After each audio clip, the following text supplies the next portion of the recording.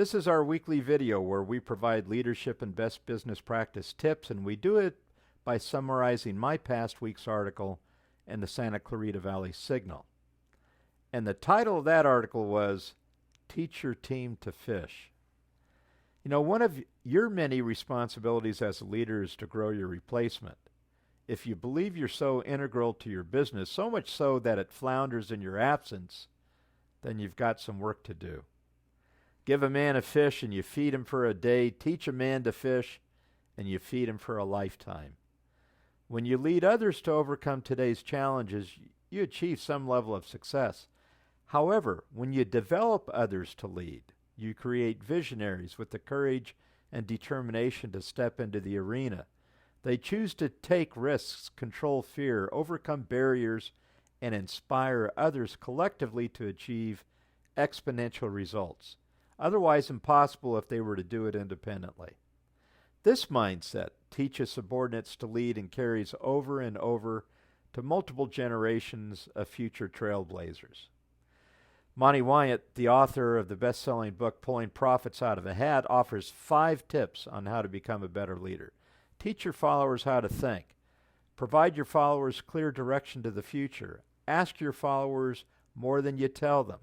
Understand your followers' aspirations, emotions, skills, potential, and desires. Positively reinforce the efforts of your followers. So the first one, teach your followers how to think. You know, if you're good at problem solving, then I bet you follow a process. Decision making is taught skill, and good leaders follow a very deliberate and thorough process. First, they spend most of their time identifying what needs to be solved because they know solving the wrong problem consumes precious resources and increases the risk of failing. Second, they gain an understanding of the environment and what they can and can't influence. Third, they assess risk and how to mitigate it. Fourth, they identify the criteria they'll use to decide and weigh each accordingly. Fifth, they'll estimate the resources for the different solutions they generate. And then finally, they decide. So the second one is provide your followers clear direction to the future. Look, without vision, there's nowhere to go. Without purpose, there's no reason to exist. Leadership is influencing others to follow a purposeful pathway to the future. Leaders are future-oriented and inspire and focus followers on fulfilling their purpose by achieving the mission, goals, and objectives.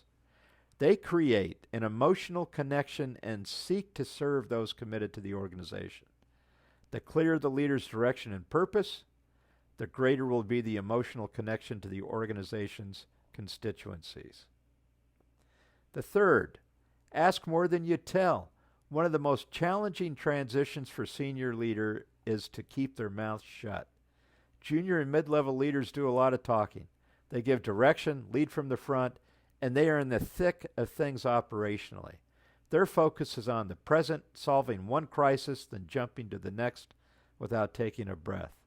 However, senior leaders should be looking deep and wide, understanding the future and how to leverage and exploit the opportunities yet to be created. The very best leaders spend a lot of time asking questions, consuming information, and painting a future picture replete with favorable outcomes. When they tell the team something, such as the vision and purpose, their words resonate. Fourth, understand where your followers are. Practice the platinum rule. Treat others the way they want to be treated. This rule is the crux of servant leadership, and you can't be a practitioner unless you understand your followers' aspirations, emotions, skills, potential, and desires. Understandably, desk duty requires some of your precious time. Still, you squander this resource when you choose to spend it in front of your computer instead of connecting with your team members. Far too many leaders prefer transactions over connecting emotionally, and when they do, the organization and their constituents suffer. And then finally, positively reinforce the efforts of your followers.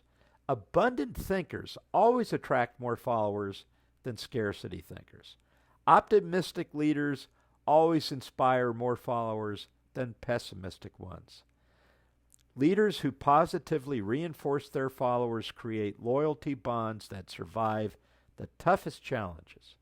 Make a habit of commending your followers. Reinforce their labors by explaining how their efforts tie to the organization's vision, purpose, mission, and values. Let them know their contribution is what is integral to the success of the company. Look, give a man a fish and you feed him for a day. Teach a man to fish and you feed him for a lifetime. Lead a team through a challenge and you achieve some level of success.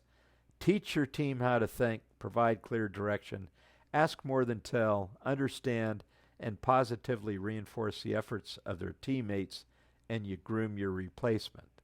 This mindset will grow a generation of servant leaders who succeed you, envision an abundant future, and serve your organization's constituencies. This is how you lead, think, plan, and act.